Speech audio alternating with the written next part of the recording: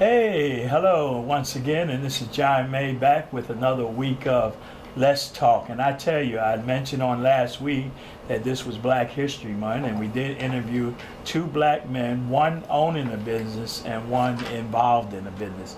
And this week I have a new guest that owns a business and has been in business for quite a few years, and I'll let her tell you how many years and how she got involved in the business. Let us welcome Miss Hortense Spivey today. How you doing?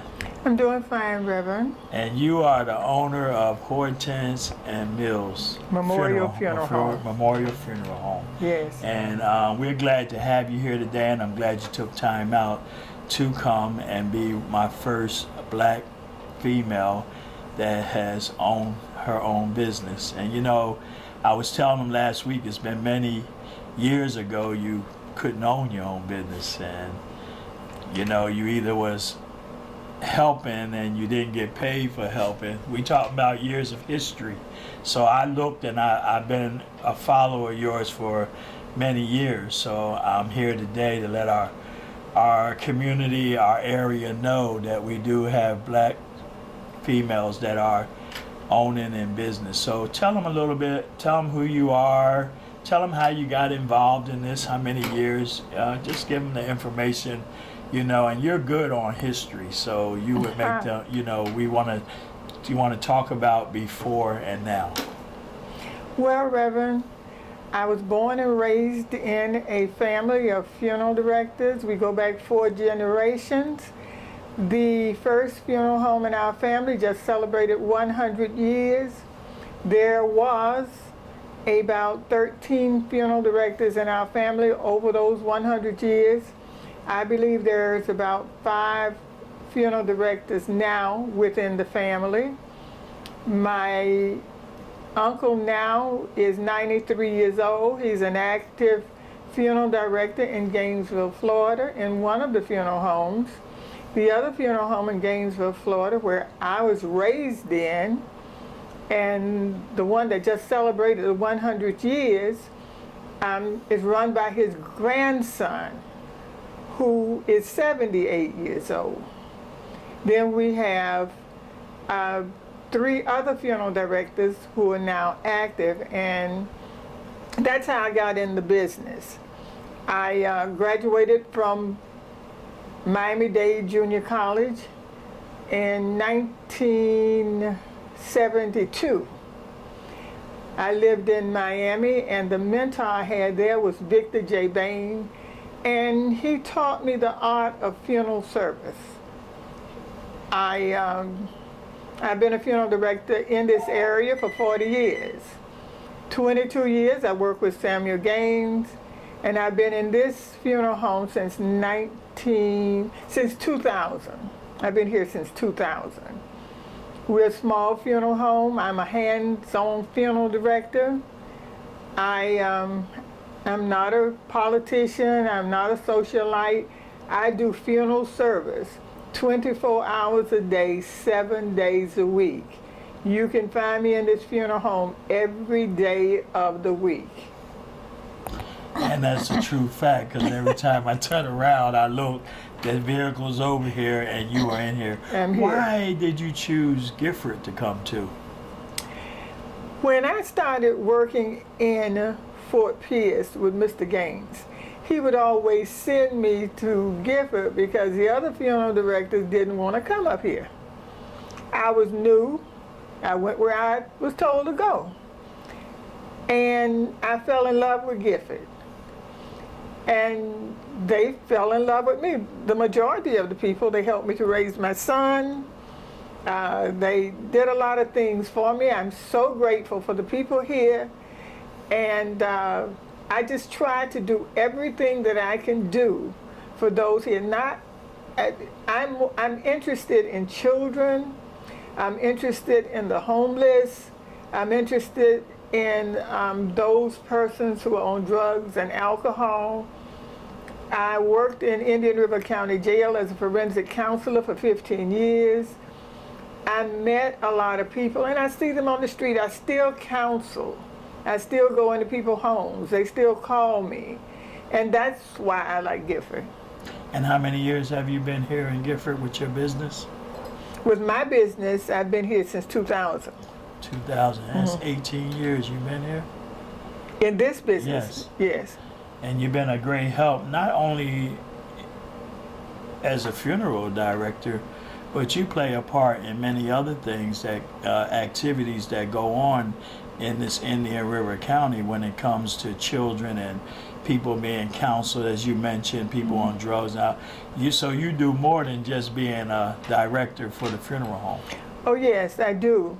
I'm not a person who like to be in the limelight. I do things from the back office, as they say. I counsel, as I said, and I do a lot of giving. People who may not have everything they need for a funeral service, we do a lot of giving here, and we treat every family the same way. I don't care if you have little money or much money, your service is the same. And so when you look back years ago of things that were happening, we're talking about history, what do you appreciate now that you couldn't appreciate back then? The opportunities that we have now as blacks. When I look back, I can remember going to Georgia and not being able to drink on one side of the fountain. I've gone back to Georgia and I can drink on any side of the fountain that I want to drink on. The fact that I grew up during the 1960s when you couldn't eat at certain restaurants, we can go anywhere that we want to go now. And I believe in education. Everyone that worked in this funeral home, everyone who's a part of this funeral home, goes back to school. That's mandatory. I don't care if you take a trade. I don't care if you get a 4-year education. I just hired a young man because he brought his grades up to A's and B's. Now we're going to help this young man as long as his grades stay up. He came last year, he wanted to work for me. I said, bring me your report card. It was not good. I said, you can work for me, but I have to see a different report card. He brought it last week, put it on my desk, A's and B's. I hired him. Well, I know you are a great advocate about education. Yes, I am. I know that for a fact because we work together as well with the Feed the Lambs program, and you are very good with the kids since I've known you since maybe I think I've been knowing you since 1997, somewhere around in that area. We were at the soup kitchen and started out with the kids, and you are a great advocate with having kids, and education is one important part of their life, and that you drill that in them. And I understand, how does it feel? Now you can drink from the water fountain. You don't have to sit in the back of the bus. All them kind of things that went on that are not going on now. I'm blessed. I feel so blessed because by the grace of God go I.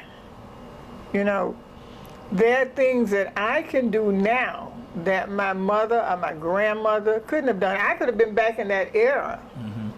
And I'm just blessed to be here and now and to pass it on. That's important. I don't want to get to the point that I forget from whence I came. I forget what happened yesterday.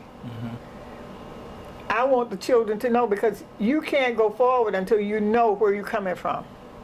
And so that answers my question. How important is it for us to know our history? It's very important. We need to know who we are. Our kids don't understand when you say Black History Day. They don't understand the struggles that their parents and their grandparents went through just to get them where they are. They don't understand that in the next century, kids will be wanting to know what they did so that they'll know how far they're going forward? We'll hold that thought and we'll be right back to continue this conversation.